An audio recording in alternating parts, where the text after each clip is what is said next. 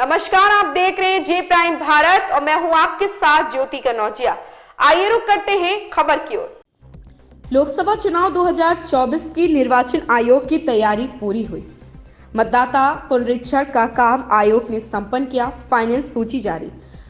मतदेय स्थलों के संभाजन के उपरांत वर्तमान समय में प्रदेश में कुल 1,62,012 मतदेय स्थल हैं। प्रदेश में मतदाताओं की कुल संख्या 15,03,39,879 थी, जो 23 जनवरी 2024 को अंतिम रूप से प्रकाशित नामावली में मतदाताओं की संख्या 15,29,24,062 हो गई है। अर्थात कुल 57,03,304 मतदाता सम्मिलित हुए और कुल 31,19,121 मतदाता विलोपित हुए। इस प्रकार मतदाता सूची में शुद्ध कुल वृद्धि 25,84,183 हुई है। इस पुनरीक्षण के दौरान कुल 57,03,304 मतदाताओं के नाम जोड़े गए। इसमें 25,77,967 पुरुष, 31,24,901 महिला एवं 436 तृतीय लिंग के मतदाता हैं।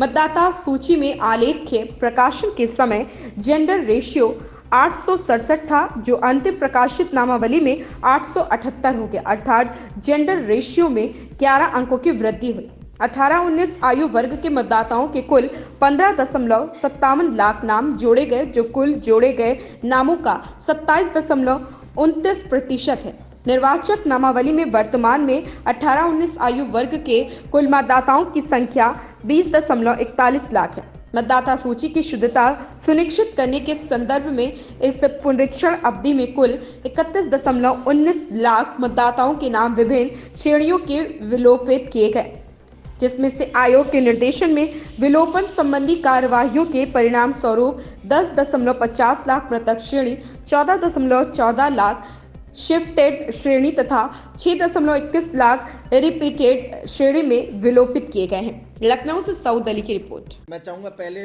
जो प्रश्न है, जो हमारे वोटर रोल का जो काम हुआ है उस पर आ जाएं, और दूसरा जो कार्यक्रम आएगा आपको बताएंगे, क्योंकि जब भी भारत निर्वाचन आयोग की टीम आएगी वो प्रेस कॉन्फ्रेंस करेगी। हम समय से आपको सूचना देंगे और उसमें आपको अपनी बात डायरेक्ट पूछने का मौका मिलेगा। और जहाँ तक कार्यक्रम कब आ रहा है ये हमें नहीं मालूम, वो तो भारत निर्वाचन आयोग तय करता है, और जिस दिन प्रेस कॉन्फ्रेंस करता है उसी दिन पता लगता है।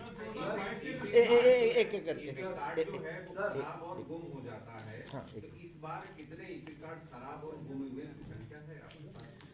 नहीं, हमारे पास कोई संख्या नहीं कितने खराब और गुम है। हमारे पास ये संख्या हो सकती है कि कितने लोगों ने फॉर्म 8 भर के अपना एपिक कार्ड दोबारा फ्री ऑफ कॉस्ट मिलता है, वो ये संख्या हमारे पास हो सकती है। ये हम दे देंगे, अभी दे दीजिए।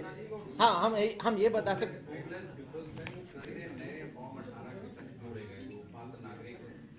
फॉर्म 18 नहीं, फॉर्म 8 नहीं, नया नाम जुड़ने में फॉर्म 6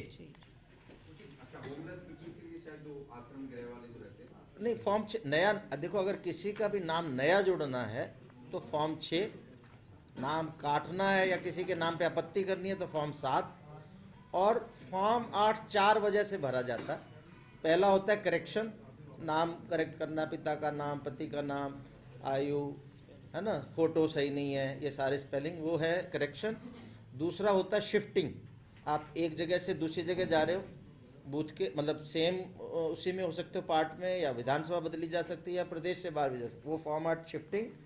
तीसरा होता है आप अपना एपिक, आप चाहते हो कि गुम गया जैसे आपने कहा और आपको सिर्फ एपिक चाहिए तो भी फॉर्म 8 भर सकते हो। और चौथी कैटेगरी होती है आप दिव्यांग अगर हैं और आप चाहते हो कि हमारे रिकॉर्ड में आप ये एंट्री कराओ कि आप दिव्यांग हैं, ताकि आप विशेष सुविधा के लिए अप्लाई कर सके, तो फॉर्म 8 आप भरते हो। इन 4 कारणों से फॉर्म 8 भरा जाता है।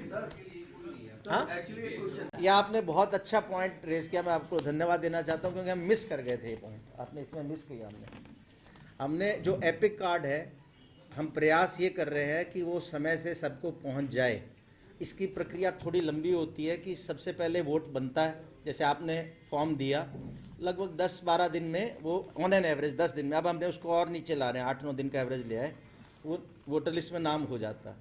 फिर हम साप्ताहिक रूप से उनको डाउनलोड करके, फिर हमारी एजेंसीज़ हैं जो विशेष सिक्योरिटी फीचर्स के साथ प्रिंट करते हैं एपिक को, उनको हम अवेलेबल कराते हैं और वो हमें 10-15 दिन में प्रिंटेड अच्छा एपिक कार्ड देते हैं। उस एपिक कार्ड को हम क्वालिटी टेस्ट कराते हैं। हमारे यहाँ कौन सी संस्था है? सीपेट की यहाँ है, CIPET भारत सरकार की है। वो क्वालिटी टेस्ट में जब हमें दे देती है कि ये क्वालिटी स्टैंडर्ड्स जो हमारा एग्रीमेंट उसके हिसाब से, फिर हम उसको देते हैं डिपार्टमेंट ऑफ पोस्ट को, और वो स्पीड पोस्ट के माध्यम से हमने इंश्योर किया कि BLO के हाथ में ना दें, वो स्पीड पोस्ट के माध्यम से फिर वोटर को मिलता है। कई वोटर्स अपना एड्रेस उतना सही नहीं लिखते या उन्होंने पिन कोड गलत लिख दिया, तो वो फिर वापस आता है फिर BLO के माध्यम से। तो इस पूरी प्रोसेस में लगभग 2 महीने, 1.5-2 महीने लग जाते हैं। तब हमने कोशिश की है कि उस अवधि में ही सारे वोटर्स को उनका एपिक कार्ड मिल जाए, और आज की तारीख में हमने काफ़ी बड़ी संख्या में हमारे एपिक कार्ड अब बन रहे हैं और वोटर्स तक पहुंच भी रहे हैं, और हम उसको ट्रैक कर रहे हैं NGRS के माध्यम से, नेशनल ग्रीवांस रिड्रेसल सिस्टम। आजकल वोटर्स अपना जैसे ही उन्होंने अपना फॉर्म भरा तो उनके पास फॉर्म नंबर आ जाता है, फॉर्म रेफरेंस नंबर। तो फॉर्म रेफरेंस नंबर के साथ NGRS पे शिकायत कर देते हैं कि सर हमारा तो आया ही नहीं, 7 दिन पहले हमने दिया था, हमारा एपिक नहीं आया। तो हम उनको बताते हैं, तो हमें ट्रैक रहता है कि इस ज़िले में कितनी शिकायतें आ रही है। तो फरवरी के अंत तक, अभी तक जितने हमने वोट बनाए हैं, फरवरी के अंत तक हम उन सबको उनके घरों में उनके पहुंच जाएगा एपिक कार्ड।